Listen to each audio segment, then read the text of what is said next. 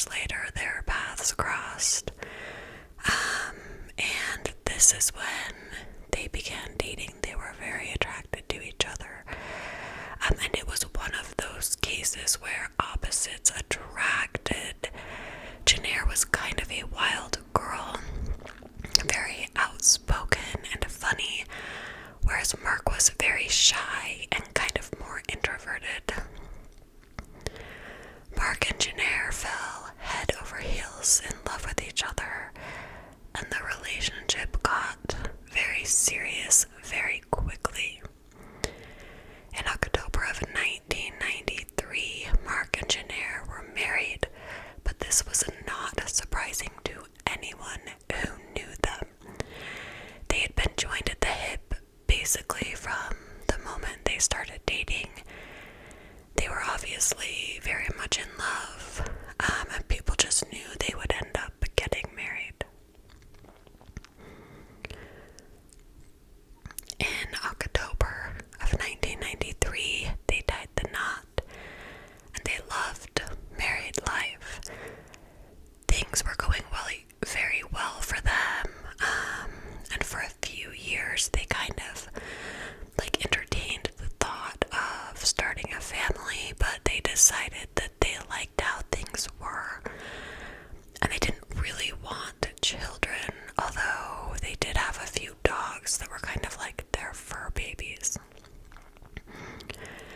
Just having their lives be about each other without the added stress of children seemed to be great for Mark and Jenaire. They were able to focus on each other and their relationship.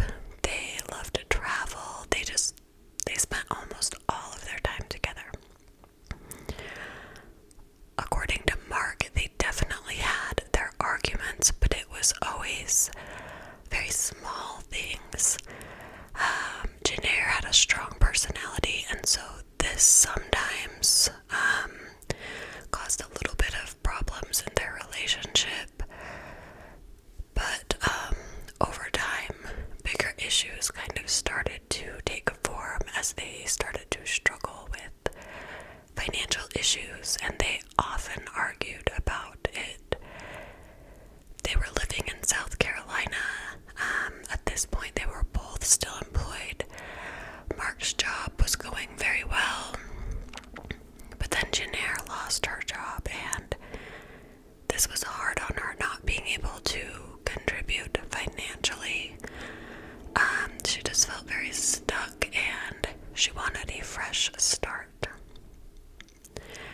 In 2017, Mark was offered a job as the creative director at the University of Delaware. So when he had started looking for other jobs, he and Jenaire had kind of talked about the possibility of moving somewhere else and getting a fresh start.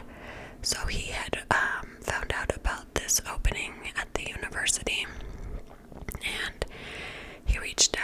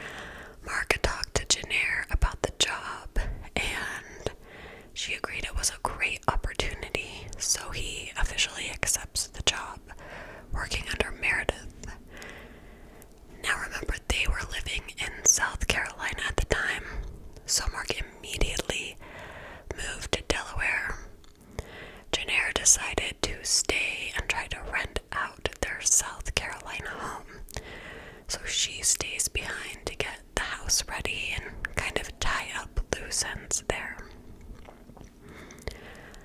But Mark started falling in love with Merideth right away. They worked closely together, and they bonded and got very close. Mark would later say in a 2020 interview that he was drawn to Merideth initially because of her energy and leadership style. Merideth was feeling the same way and asked if Mark wanted to go get drinks one night, and this was about 4 weeks after they had met, so his wife is still in South Carolina. The sparks really flew. They got really close in this night in particular, and he said she just felt familiar. He was honest with her that he was married, but that he and Jenaire had really been struggling within their marriage. That night they talked for hours, and at the end of the night they kissed. Mark would later say as soon as he left, he felt awful about kissing Merideth. He said, quote, he felt enthralled and had to at least find out what the spark was between them. And Merideth may have felt guilty as well because she was married to a man named Luke. They had been married for about 3 years, but this relationship was very much on the rocks. According to Mark, Jenaire was never proud of him. She never complimented him or praised him or anything like that. And Merideth was the opposite. She gave him so much attention and made him feel so good about himself for like the first time in his life. Mark and Merideth began this love affair, and they're just happy and in love while Jenaire's back in South Carolina wrapping things up before she comes to join her husband in Delaware. About a month has gone by at this point, and Mark is telling Merideth that he is in love with her.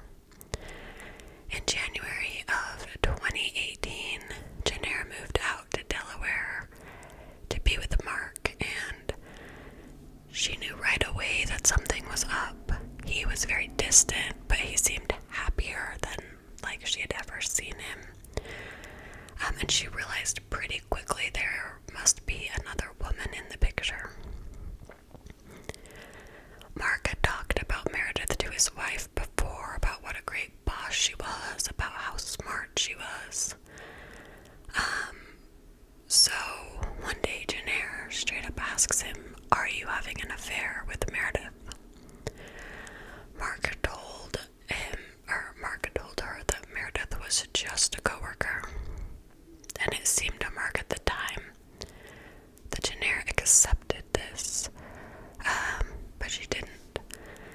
She knew he was cheating, so she began investigating. She would record his phone calls, and she could listen to everything him and Merideth were saying to each other. But she doesn't call him out right away on this.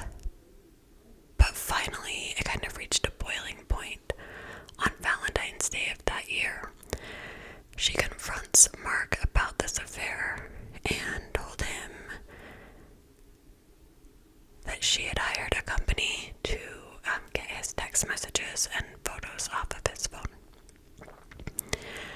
It would actually later come out that she had been sewing recording devices into every coat that Mark owned, and at the end of every day, she would take out the recording device and listen to everything, every conversation, and then she would transcribe them, filling up 12 notebooks in all of these exact word-for-word conversations between Mark and Merideth. In one of these notebooks, she had written that Mark told Merideth, quote, "I have felt more joy and more excitement than I ever have with you." So Mark ends up telling Jenaire everything. He tells her that Merideth is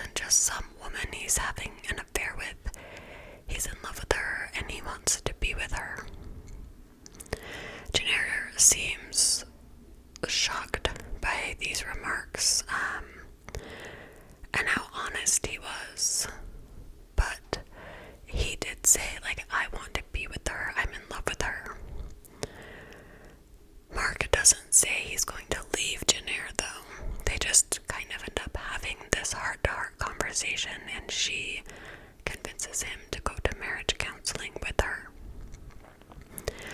One day, they're getting ready to go to marriage counseling, and Mark is getting dressed, and he finds this recording device sewn into his pocket. And this is like a confirmation to him that she's still spying on him, she's still listening to him, and it wasn't just his phone calls and messages.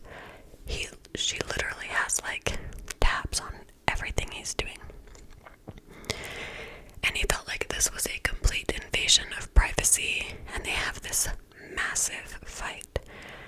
And Jenaire tells him that she has reported his affair to the University of Delaware, which is where they both work. She had also gone to Luke, Meredith's husband, and told him about the affair. So she's still very much angry and trying to get back at Mark and Meredith. So they get into this pretty massive fight, but in the end, Mark still stays. While he's in love with Meredith, he agrees to continue to work things out with Jenaire. And I don't know if he was just agreeing to this to calm her down, knowing like the divorce would be smoother if he gave in to her demands. But she promises to stop spying on him. And so they're kind of at this weird standstill. He wants to get divorced. She wants to go to counseling. They're trying to meet somewhere in the middle. She told him that she would stop spying on him because it was too painful to listen to anyway, because Meredith was living her life, was how she felt. So he decides to go to therapy with Jenaire as a way to kind of bring up talk of divorce with a therapist there, so nobody can really get too out of hand. And he's thinking maybe that setting will be more peaceful than if it was just the two of them.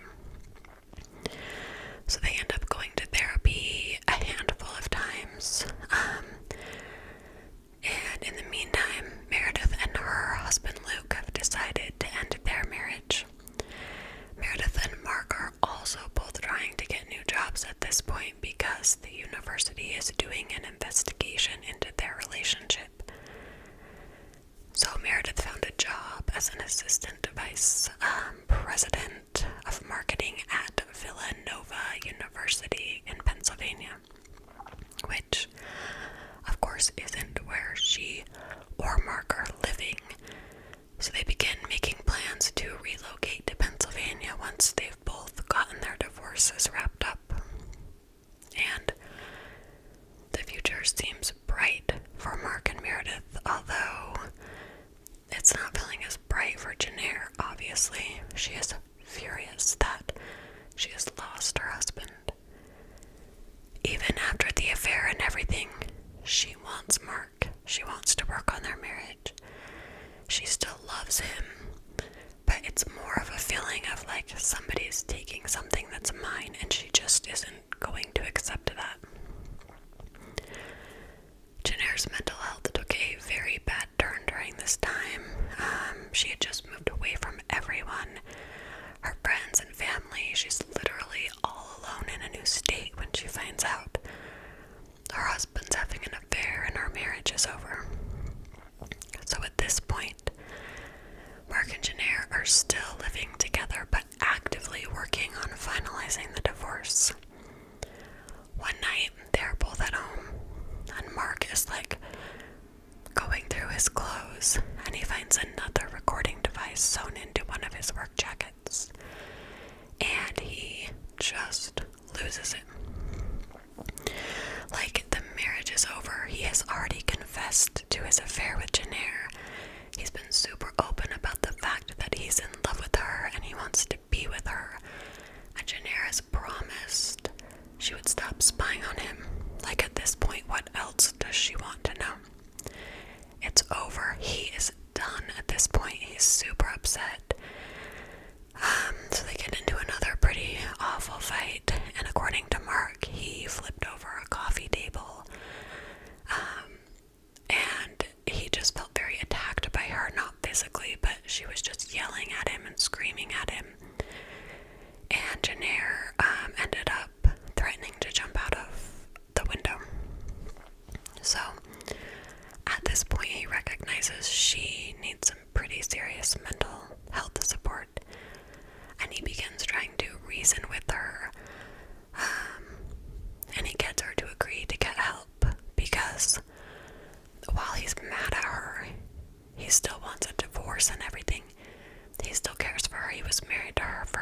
decades. So Jenaire agrees and begins seeing a therapist and seems to be making some changes and becoming a little healthier. I'm not sure why, but even after this, Mark continued living with Jenaire. Their divorce was almost finalized, and they came up with this list of things. I think it was like she came up with a list of things that she wanted before she would agree to the terms of the divorce. And one of them was like to go out to dinner one last time. At this point, Mark just wants out of this. He's trying to do everything he can to get her to sign the papers so he can just walk away. So he agrees. So, Meredith moves to Pennsylvania. She's living out there alone, waiting for Mark. Her divorce is finalized, and she's basically just waiting for her boyfriend to come join her. Mark is doing everything he can to leave Jenaire on a good note, but he was planning on literally moving right in with Meredith.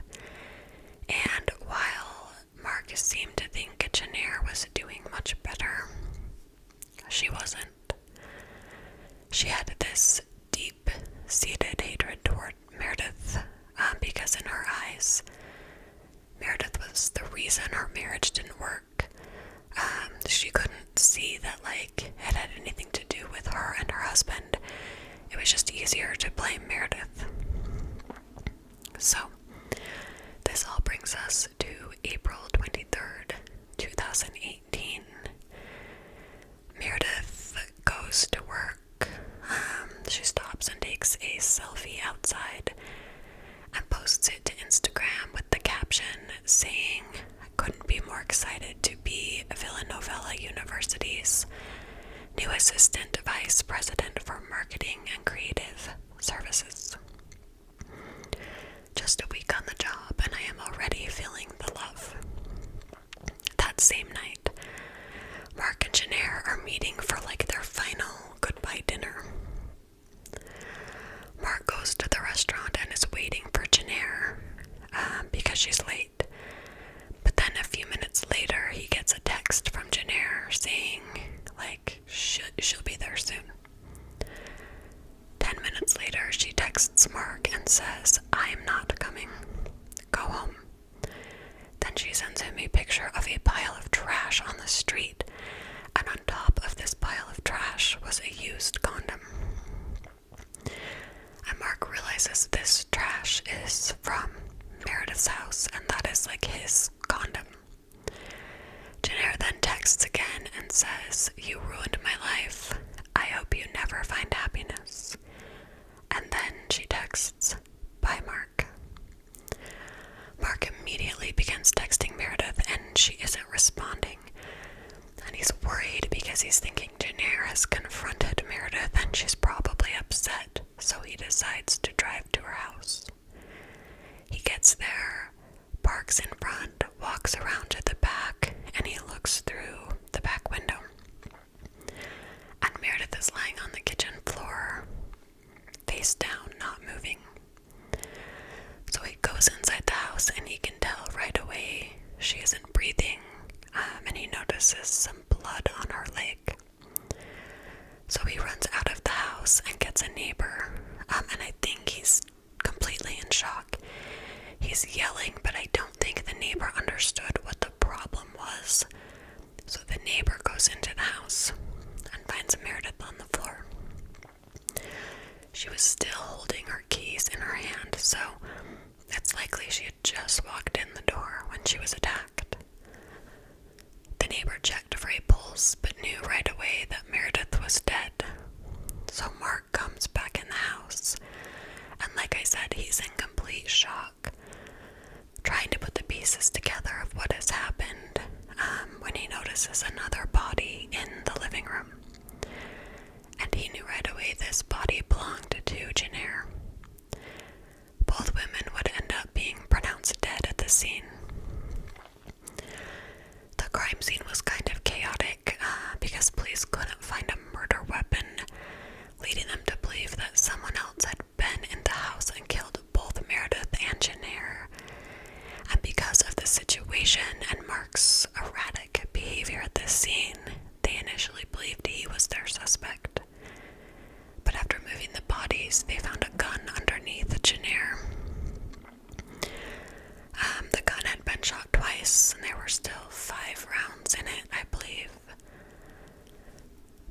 taken to the station where they were able to confirm his alibi that he had been at the restaurant. He showed them the text messages that Jenaire had sent him, and they realized this was a murder-suicide situation. Jenaire was devastated that her husband was leaving her for another woman. They realized Jenaire had somehow found out where Merideth lived, which I'll tell you about in a minute, gone to her house, rifled through her garbage, broken into the home, and kind of waited for her to come home. She killed her as soon as she walked through the door, and then killed herself. The case was ruled a murder-suicide, and they believe that Jenaire was just in a jealous rage and killed Merideth before killing herself. Police would later discover that Jenaire had been planning Meredith's murder for a while. In addition to planting these listening devices in Mark's coats, she had bugged his office, had screenshot hundreds of Snapchat messages, tapped his phone, and installed GPS tracking devices on his and Meredith's vehicles. His car appeared as Mark Liar Jerk on her Google Maps, and Meredith said M. Horror. Jenaire bought a gun about a month before the murder-suicide. Police officials said a neighbor told them they saw a woman wearing a trench coat and a wig with a hat and binoculars outside the house at some point before the events, kind of scoping things out. The witness did come forward to police, but it was after Meredith was already dead, saying she had noticed this woman snooping around in the days before the murder, but she hadn't come forward to police. After hearing what had happened to Meredith, she emailed police. The neighbor said the woman who was spying looked grim and worried and was looking into Meredith's home with a pair of binoculars. And then she got into a black SUV and drove off. Jenaire drove a black SUV. Police would later find inside this SUV latex gloves, earplugs, and a pair of binoculars. Mark would later say in an interview he wished he would have handled it differently. He said, "I broke her heart, and more than anything, out of all this, my regret comes back to breaking her heart and making her feel like she had no other choices. I wish I wouldn't have hurt her because I did love her. I still love her, and I wish I could take it back." He is now trying to move forward and has been working on a manuscript to tell his story. The media picked up this story, and people actually really began attacking Mark, saying he was the cause of this. And a lot of people blamed Meredith as well, saying she was a homewrecker and she got what she had coming. There were so many comments on articles that I read about this case blaming Mark and Meredith, but the problem is it was Jenaire's actions that led to the death of two people. No matter what else happened in this love triangle, she was the one who chose to end two lives. Did she have the right to be hurt and angry? Of course she did. Did she have a right to kill another person? No, she didn't. Anyway, let me know what you guys think about this case. I just want to quickly cite my sources. 2020 had an interview with Mark. Delaware Online had an article by Brandon Hovek, published September 7th, 2019, titled Merideth Chapman Murder-Suicide Case Reveals New Details. WDEL article titled The Stolen Life of Merideth Chapman was written by David Ching and Brian Markham from April 30th, 2018. And an ABC News article titled Man Involved in 2018 Love Triangle Murder-Suicide Case says I wish I could just take it back, published September 4th, 2019.